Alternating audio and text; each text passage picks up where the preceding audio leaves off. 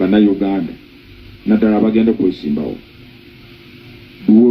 ebyetaaga obukwakulizo obuli okusomako wasoma kyenkana ki oyagala kwesimba kuba president teeka ligamba nti olina okulaga nti wasoma n'otuuka mu kyomukaaga wa senior 6 olina ebbaluwa eraga nti wasoma kyomukaaga oba wasoma obu certificate oba diploma olina okulaga nti National Council for Education ekakasiza nti certificates oba diplomas zolina zenkanankana na senior 6 oba A level bw'oba olina degree Uganda kubanga yo nsukulumuko ku A level oba certificate of senior y'omukaaga tekyetaagisa ate ggwe ogambe nti nze ogende mu National Council for Education bw'obanga olina ebisanyizo by'okusoma oba A level oba degree nga wabifundire bweru wa Uganda oba oyagala kwesimbawo sooka ogende mu National Council for Education ekakase nti ddala empapula zino zoyina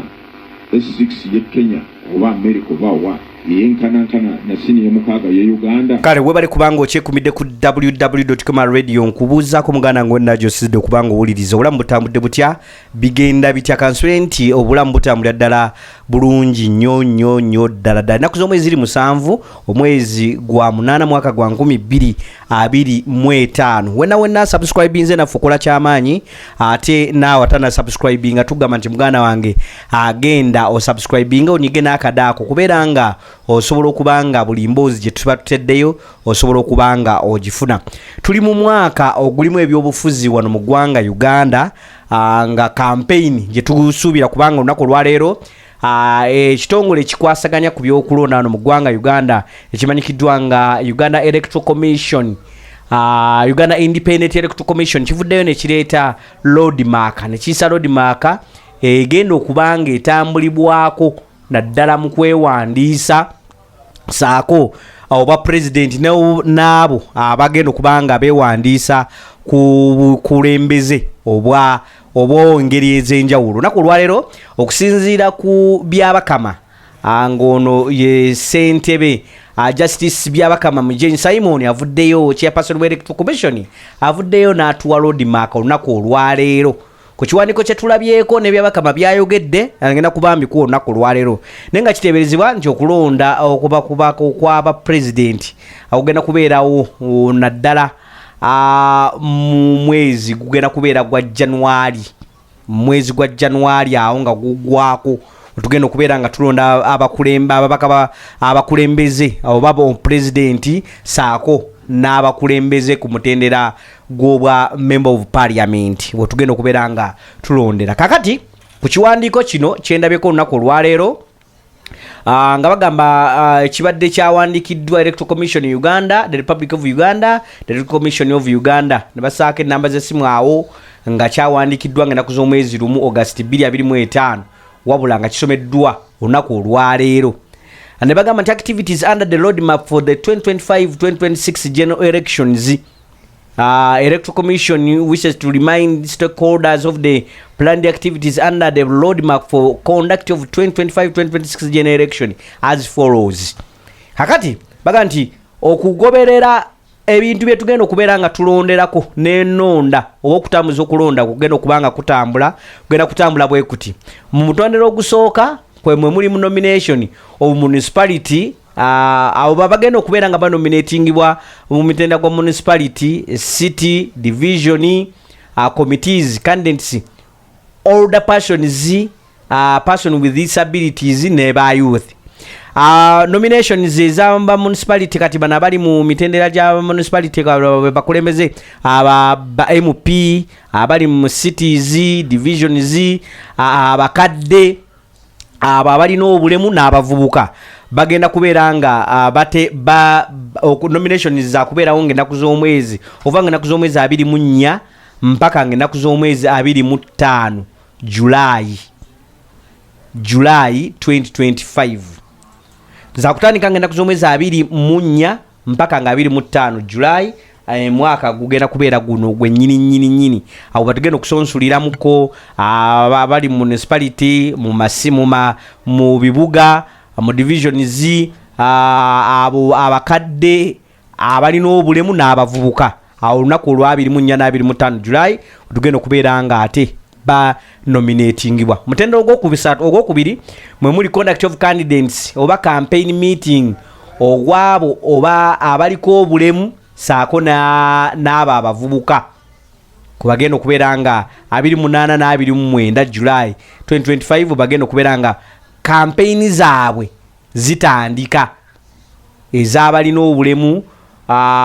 n'abo ba youth abavubuka eyo mutendo ogwokusatu polling station for municipality and state division old persons committee polling for municipality and state division old person committee ngenaku z'omwezi okulonda kw'abakadde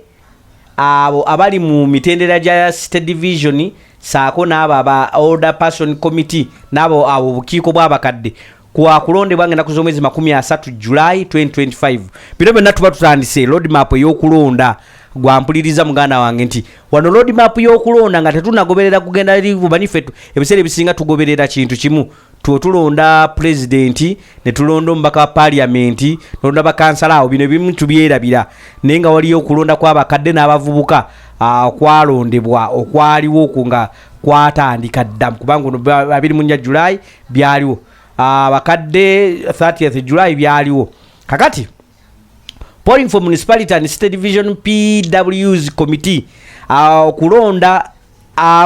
abakadde abalina obulemu ku bukiiko bw'abalina obulemu mu municipality ne mu division ng'ennaku z'omwezi 1 August omwaka guno we bwaliwo bano nabo balondebwa nayo yokutaano mwaliwo polling station municipality and state division youth committee ng'ennaku z'omwezi 4 August 2025 waliwo okulonda kwabo mu municipality abavubuka obukiiko bw'abavubuka buli municipality ne state divisions nabo balondebwa ng'ennaku z'omwezi 4 y'omukaaga mwali holding sub country conference and elect non-used workers delegates to the district and cities kati bano bagenda kulondebwa ng'ennaku z'omwezi 18 August 2025 naku z'omwezi 18 lero tuli naku z'omwezi 7 nga 18 August 2025 bagenda okubeera nga mu sub countries conferences bagenda okubeera nga balonda abo abakuvunaanyizibwa ku bakozi mu mitendera gya district saako n'ebibuga ebyenjawulo ebiri mu ggwanga wano Uganda ku mutenda gw'omusanvu wekuli holding city conferences to elect non-unused workers delegates to the regions kakati obukiiko bw'abakozi obuli ku mitenda gya regions buba kubeerawo ng'ennaku z'omwezi 22 August 2025 kitegeeza nti road map y'okulonda okulonda kwatandika dda mu kalulu ka 2025 kikati abavubuka gye bali balondebwa dda nga bagenda okubeera nga bakiikirira abavubuka mu mwaka 2026 2031 bo balondebwa dda kakati nkutegeezezza nti abakozi abali ku mutenda gwa regions bagenda kubeera nga balondebwa ennaku z'omwezi 22 August 2025 ku mutendo gw'omunaana mwe muli nomination of district and city SGIs committees candidate older person with disabilities n'abavubuka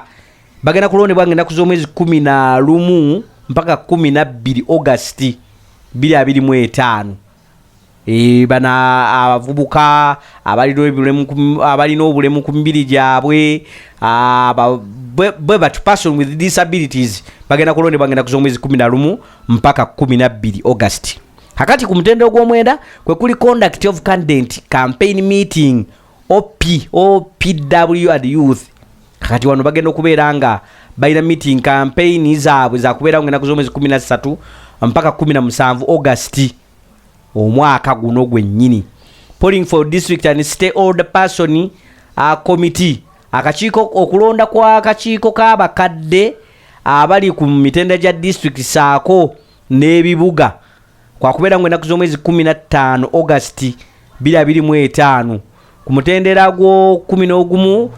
okulonda kwa district and state PDWs okulonda kw'abalimu obulemu abagenda okubeera nga bakiikira ku mitenda gya district saako n'ebibuga kwakubeera kwakulondebwa ng'ennaku z'omwezi 18 August 2025. Polling for district and youth district and state youth committee, okulonda kwabo abavubuka abali ku mitenda gya district saako n'ebibuga kwakubeera ng'ennaku z'omwezi 19 omwezi gwenda kubeera guno gwennyini ogw'omunana August 2025. kakati okulonda polling for district and state youth committee, obukiiko bw'abavubuka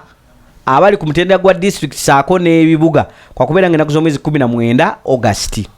kakati wano holding a regional conference to elect non-unionized workers delegate to national level. kakati obukiiko bw'abakozi bugenda kubeera nga conference yaabwe yakubeerawo ng'ennaku z'omwezi 25 August 2025. Obukakachika kagenda okubeera nga kayambako ku bakozi abo ku mutendo gwa national level ogwa Uganda yonna gwakubeera nga ennaku z'omwezi 25 omwezi gwa August nga 27 omwezi guno wagenda okubeera holding a regional conference to elect regional order person delegates to national level. Aba bakadde abali ku mutendero gw'eggwanga lyonna kwakubeera nga ennaku z'omwezi 27 August 2025 genda okubeera nga bateekawo conference yaabwe. kakati okulonda saako ne campaign and polling for the National Youth Council Committee, okulonda ne campaign saako n'abo okulonda abavubuka abali ku mutendera gwa Youth Council gwakubeera nga ennaku z'omwezi 27 mpaka 29 August. Nomination of candidate for local government including ASIG line with the section 119 of the Local Government Act Camp 138 kwakubeera nga ennaku z'omwezi 3 mpaka ennaku z'omwezi 12 September 2025. Nomination of candidate for parliament election in line with section 9 of the Parliamentary Election Act. Kwa nomination yabo ababaka ba parliament kwakubeera nga ennaku z'omwezi 16 mpaka 17 September 2025. So abo dabona bagenda okubeera nga besimba ku babaka bwa parliament oba constituencies zonna bagenda kubeera nga banominating wange ennaku z'omwezi 16 mpaka ennaku z'omwezi 17 omwezi gwenda kubeera gwa September omwaka guno gwennyini. kakati nomination of candidate for presidential elections in line with section 9 of the Presidential Elections Act. kati bana bagenda okubeera nga beesima kuba president bw'eggwanga eno Uganda bakubeera nga banominating wange ennaku z'omwezi 23 mpaka 24 September omwaka guno. So bw'oba olina ekirooto kyonna ekyokubeera nga ogenda kubanga weesimba ku bukulembeze bwa Uganda, ogenda kubeera nga ennaku z'omwezi 23 24 September ogenda okubeera nga ate bakusunsula mu muganda wange balabe nti ebiwandiiko obirina n'emikono ogirina. Conduct of candidates campaign presidential in the line with section 22 of the Presidential Election Act. kakati okutandika campaign ez'obwa president kwa kutandika ng'ennaku z'omwezi 4 October 2025 kujja kukomekkerezebwa ng'ennaku z'omwezi 12 January 2026. kabanga ka emyezi ndowooza kuba October myezi ng'ena kubagenda okubeera nga ogenda kubanga aba baktalaze Uganda yonna nga bakubiyeyo campaign. kakati conduct of candidates campaign parliamentary in the line with the section 22 kutandika campaign z'abaka ba parliament kwa kutandika ng'ennaku z'omwezi 23 September mpaka nga 12 January 2026.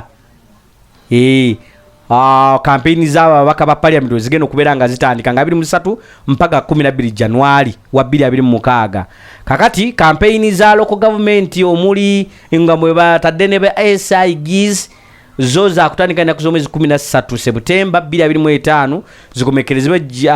nga 12 January 2026. kakati polling period for presidential parliamentary and local government councils, city district, municipality, state divisions and sub-countries town municipality division including SID representatives in line with the Article 61 of the constitution. Okulonda kwa baka ba parliament, okulonda kwa ba president, okulonda kwa bano ba councillors abali ku mutendera gwaddi gwero seyo kusatu ero seyo ku eyo kutanu kuno kugenda kubeera ngenda kuzomwezi 12 January okuvanga 12 January mpaka nga 9 February. Tugenda kulondera mu naku ezo, tugenda kulondera baka parliament, tugenda kulondera ba president, tugenda kulondera ba councillors abero seyo kutanu, tugenda kulondera ba councillors abero seyo kusatu. Waaw munaku zomwezi okuvanga 12 mpaka nga 9 February. Kitegeeza otunatukiranga 9 February tugenda kubeeranga okulonda kuweddeyo nga tetukyalina betugenda kulonda. Okyegedde muganda wange ampulirizano ku SRK Media tugenda kubeeranga okulonda kukoze eki kuweddeyo. So kakati onako lwalero byakabaka mabadde ayogera ayina ensonga gya simbyeko essira n'agamba nti luli babadde bakusooka okutuma emikono nga tebannakuveetinga ne bakutuma emikono mu district buli district noleeta emikono 10 kino bakisazizaamu kati ng'omukulembe omuntu agenda okubeera nga yeesimbawo olina kusooka kwewandiisa then olyoka ogenda onoonye emikono bwe gikuwula then baba bakukansolingamu. Byabakama kansubire nti muganda ngo otegedde bulungi nnyo gwe asubira okubeera nga ate ogenda okubeera nga weesimba ku mutendera ogw'omu oba omulala.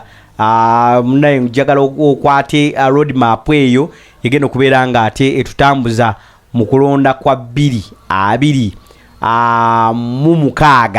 kulonda kwera kubeerawo wakati wa nnaku z'omwezi 12 mpaka nga 9 February bagenda okubeera nga ate tulonda ombaka agenda okubeera obo president wo obo mbaka agenda okubeera nga kukiikirira ku mutendera ogw'enjawulo. Kale bwebwe kyo badde olunaku lwaleero SRK Media kwe tuli webale kuba yongera kubanga osubscribinga yongera kubeera nga sharinga n'abalala basobole okubeera nga ate bamanya ate naawe akomenti nze okola kyamaanyi nnyo ddala. Nze Salongo Ranks Kalyango olunaku lwaleero kankomaawo.